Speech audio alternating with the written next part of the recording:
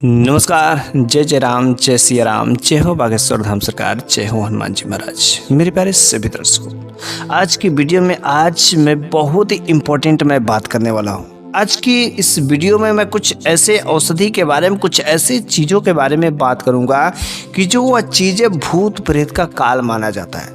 वैसे मनुष्य जो है, सभी मनुष्यों को भूत प्रेत पिशाच निशाचर इन चीज़ों से कहीं ना कहीं डर लगता है, भय लगता है। और जिसके जीवन में ये भूत प्रेत का वास हो जाता है ना, उसका जीवन यार बिन मतलब का ही बर्बाद हो जाता है।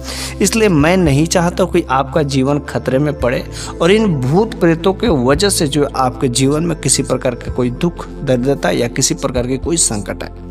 वैसे यदि बात किया जाए तो मनुष्य और ये भूत प्रेत जो होते हैं, तो दोनों में बड़ा कौन है?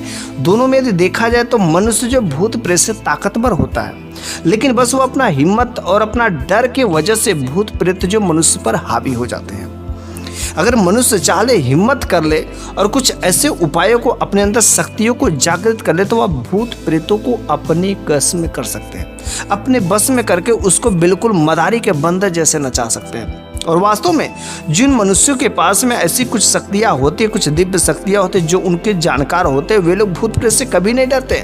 वे लोग उनको मदारी के बंदर जैसे नचाते ही नचाते। इसलिए आज के इस वीडियो में कुछ ऐसी जड़ी बूटियाँ, कुछ ऐसे चीज़ों के बारे में बात करेंगे कि जिसके वजह से आप भी भूत प्रेतों को नचा सकते हैं।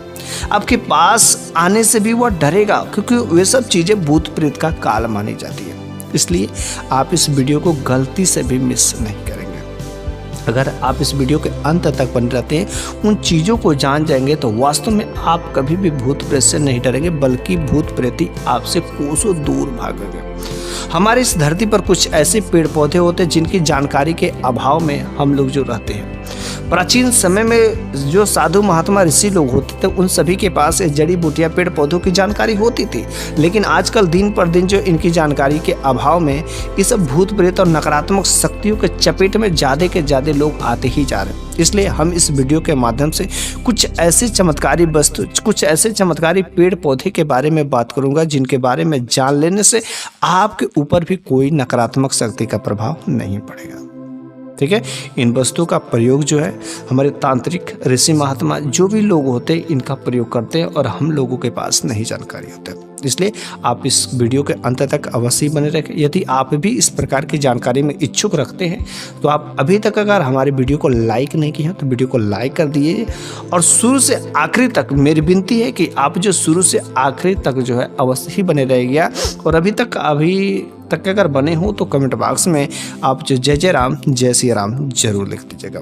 क्योंकि हम सभी को पता है कि हमारा शरीर जो 5 तत्वों से बना होता है, लेकिन जो भूत प्रेत होते हैं ना, ये भूत प्रेतों का जो होता है कि केवल उसमें 3 ही तत्व होते हैं। तो वैसे देखा जाए तो हमारा शरीर 5 तत्व, भूत प्रेत 3 तत्व से बने होते। तो वैसे भूत प्रेत तो हम लोगों से काफ़ी दुर्बल होते हैं, तो हम लोगों को डरना ही नहीं चाहिए। लेकिन ये भय जो चीज़ होता है, उसके वजह से हमारे ऊपर भूत प्रेत हावी हो जाते हैं।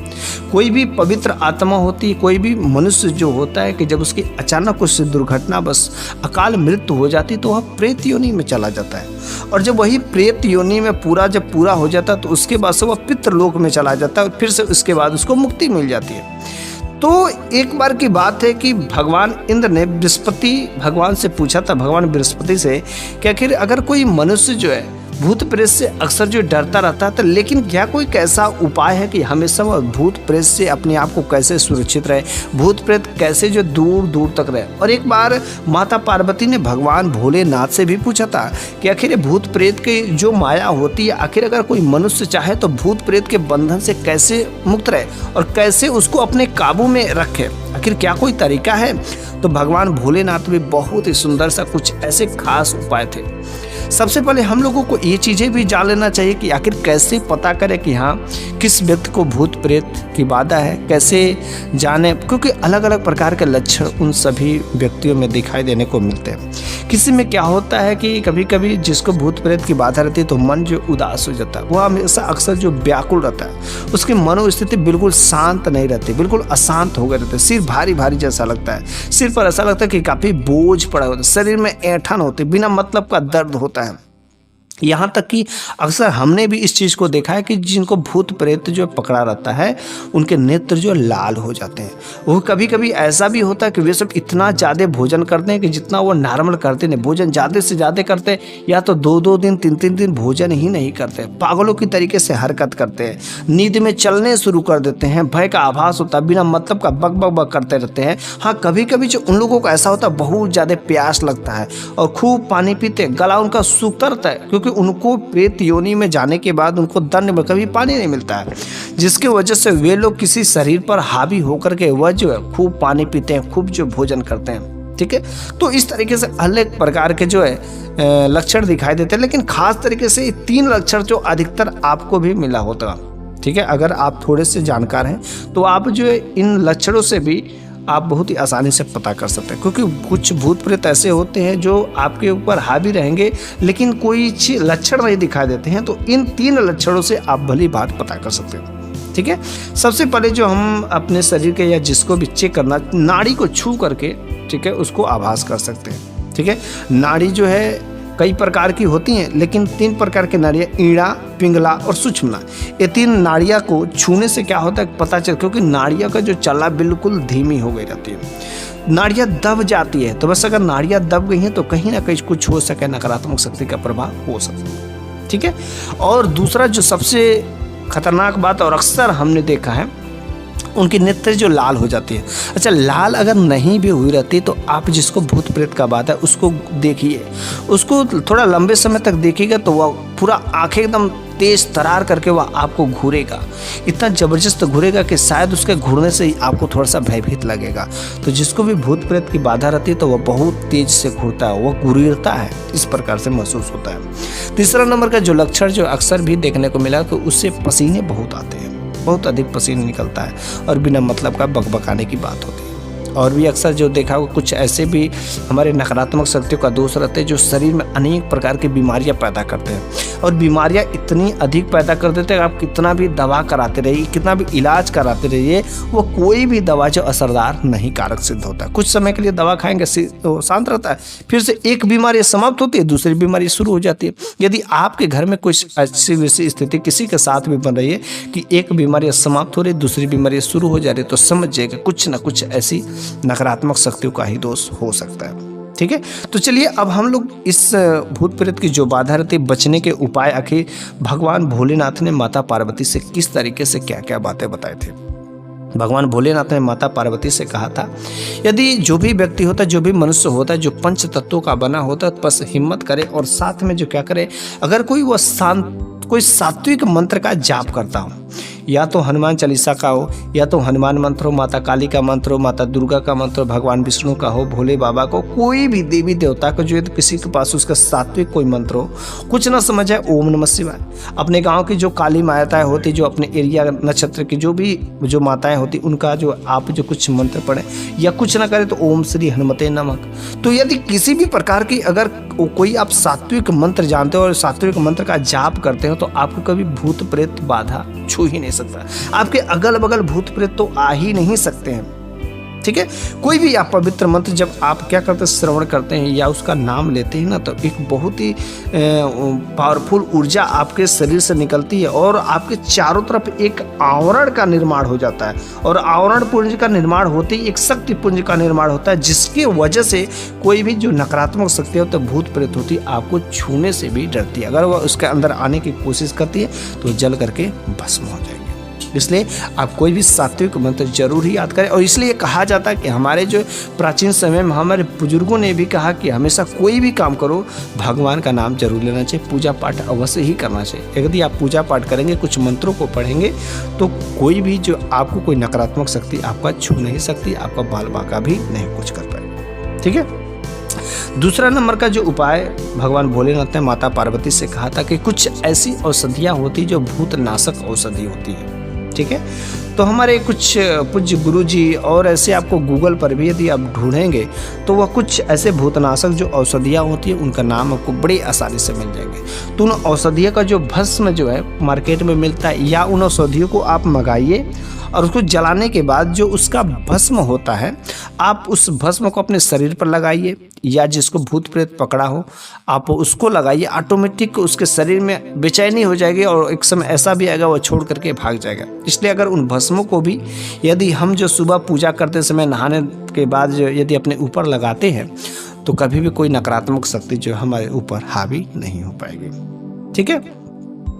तीसरा नंबर का जो हमारा भगवान भोलेनाथ ने माता पार्वती से बताया था कि कुछ ऐसे जो पेड़ पौधे होते हैं जिसमें जो साक्षात दैवी शक्तियों का वास होता है, अगर उन चीज़ों को अगर धारण करें तो कभी भी कोई भूत प्रेत बाधा तो नहीं आ सकती। जैसे हो गया तुलसी का जड़ का जो माला होता है, तुलसी के जड़ को यदि हम अपने गले में धारण कर लें, क्योंकि तुलसी का जल कोई साधारण पौधा नहीं है, इसमें साक्षात दैवी शक्ति पाई जाती है। ठीक है।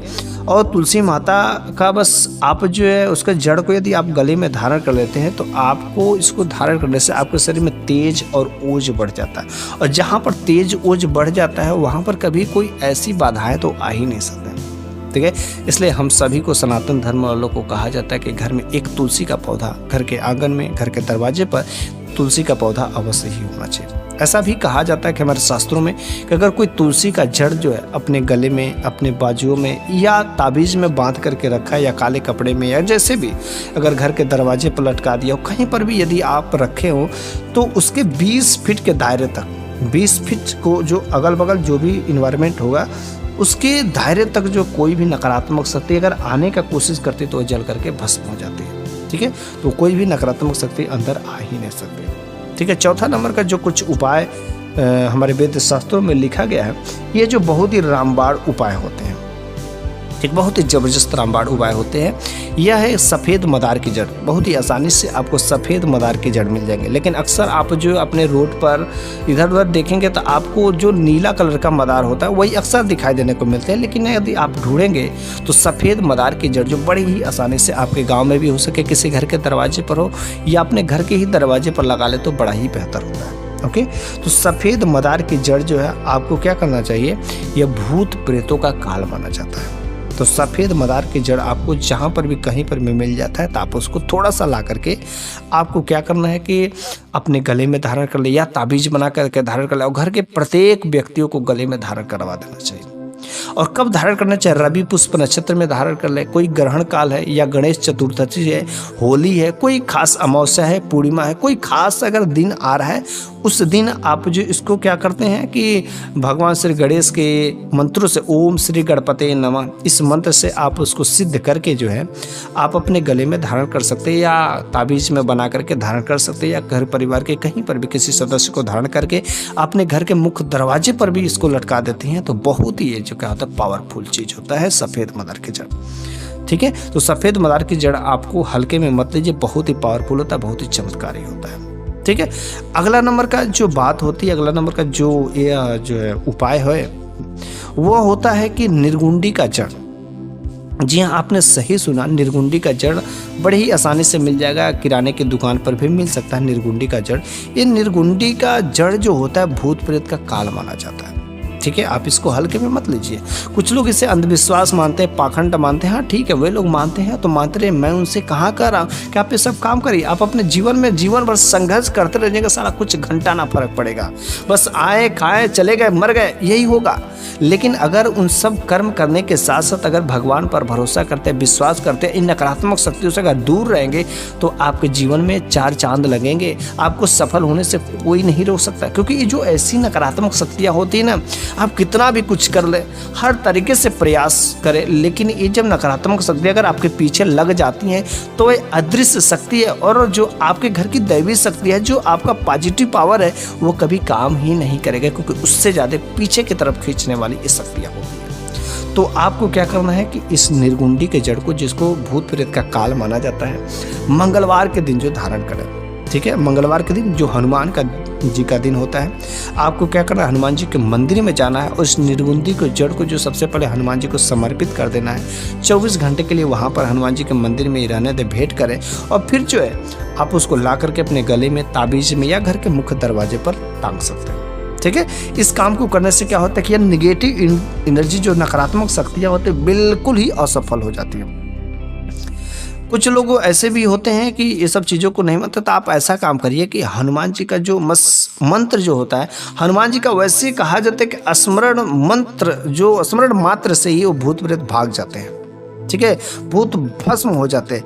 लेकिन कुछ समय की ऐसी स्थिति आ जाती है कि जो वह आत्मा आपको परेशान करना चाहती, हो सके जब वह मनुष्य योनि में होगी तो उस समय वह हनुमान जी का मंत्र, हनुमान जी का वह भक्ति हो, तो हनुमान जी का अगर वह भक्त तो किसी कारणवश उसकी मृत्यु हो गई और प्रेत योनि में चला गया, तो उसके साथ में यह जो अगर आप मंत्र पढ़ेंगे तो बिल्कुल ही काम नहीं करेगा, ठीक है। उस स्थिति में आप हनुमान जी का मंत्र पढ़िए और साथ ही साथ यदि आप निर्गुंडी के जड़ को अपने गले में, अपने बाजुओं में यदि आप धारण करते हैं तो उस समय यह जो कार्यकर होता है। इसलिए कहा गया है कि यदि ऐसी स्थिति में आप जो है किसी देवी देवता का मंत्र जो पढ़ने से अगर कारीगर नहीं होते, क्योंकि जो वह पढ़ रहा होता है कि जो आपके ऊपर अटैक कर रहा हो वह भी जो है भगवान का पहले भक्त हो, इस वजह से उसका वहाँ पर काम नहीं कर सकता। लेकिन कुछ ऐसी माला जैसे तुलसी जी का माला होता है, रुद्राक्ष की माला होता है, वैजयंती माला होता है, ये जो माले होते हैं बहुत ही पवित्र होते हैं। अगर इन चीज़ों को यदि आप धारण करते हैं तो आपका मन जो बिल्कुल शांत रहता है, मन और तन बिल्कुल पवित्र हो जाता है, ठीक है।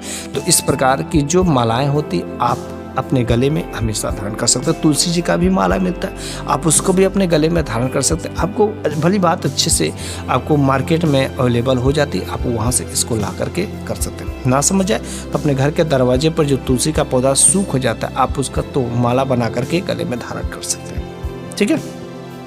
अगला नंबर के जो हमारे महादेव जी ने उपाय बताया भूत प्रेतों को अपने बस से अपने से दूर करने के लिए, एक जो है गुटी होता है जिसका नाम होता है पारथ गुटी, ठीक है। पारथ गुटी जो है धारण करने मात्र से जो है ये निशाचर जो बिल्कुल घबरा जाते हैं कि ये कौन सी गुटी कैसे कहाँ, क्योंकि ऐसा माना जाता है कि ये भगवान भोलेनाथ का स्वरूप है और भगवान शंकर का इसे वीर कहा जाता है, ठीक है। इस प्रकार की जो पारथ गुटी होती है बस धारण करने से सभी प्रकार की बाधाओं से आपको मुक्ति मिल जाती है। लेकिन अगर आपको मिल जाती है तो बड़ी अच्छी बात है, आपके कहीं जो किराना शॉप होगा, जो बड़ी बड़ी दुकानें होंगी, आप वहाँ पर ढूंढेंगे तो अवश्य इस प्रकार की गुटी मिल जाती है, ठीक है। तो सभी प्रकार की बाधाओं से आपको मुक्ति मिल जाती है। तो ये जो गुटी होता है आप इसको कभी भी हल्के में मत समझिए, बिल्कुल ही बहुत ही अच्छी होता है, बहुत ही मुश्किल से मिलता है, लेकिन अगर ये सब मिल जाते हैं तो आप बस धारण कर लीजिए। आपको कोई भी जो नकारात्मक शक्ति था आपको छू नहीं सकती, आपका बाल बांका भी नहीं कर सकती। तो बस आज की इस वीडियो में मैंने कुछ बहुत ही विशेष तरीके से खास जानकारी दिया है और ये जानकारियाँ आप हल्के में मत लीजिएगा। कुछ लोग इसे ढकोसला मानते हैं, अंधविश्वास मानते हैं, हाँ ठीक है, उन लोग मानते दीजिए, लेकिन इसी वजह से वे बहुत सारे ऐसे कोशिशें करते होंगे जिनके घर में अधिकतर जो पैसा भले आता होगा लेकिन उनके घर के लोग बीमारियों से परेशान होते होंगे। अधिकतर जो हर महीने लाखों रुपए डॉक्टर मेडिकल में ले कर दे जाते हैं। इसलिए कहा जाता है कि आप जो भगवान पर भरोसा करें और इन चीज़ों को यदि आप धारण करते हैं, सात्विक होकर के यदि आप काम करते हैं तो ऐसी कोई बाधाएं आपको छू नहीं सकती हैं। तो बस आज की वीडियो में मैंने जो कुछ भी जानकारियाँ दिया है आपको कैसी लगी है कमेंट बॉक्स में आप जो अपनी राय दीजिएगा या जय जय राम जय सिया राम जरूर लिखिएगा। अगली वीडियो में मैं फिर से कुछ ऐसी ही नई जानकारी, कुछ ऐसी ही ज़बरदस्त बातें लेकर के आऊँगा ताकि आपका हित हो सके, आपका भला हो सके। अगर मेरा इस वीडियो को बनाने के माध्यम से किसी एक का भी हित हो जाता है, किसी कोई एक भी एक्सपेरिमेंट कर लेता है तो मैं समझूंगा कि मेरा जो जीवन धन्य हो गया, मेरा ये वीडियो बनाना बिल्कुल ही सफल हो गया। तो बस आज यहीं पर मैं अपनी वाणी को विराम करता हूँ। अगली बार फिर से कुछ ऐसी ही नई जानकारियाँ लेकर के अवश्य ही आऊँगा।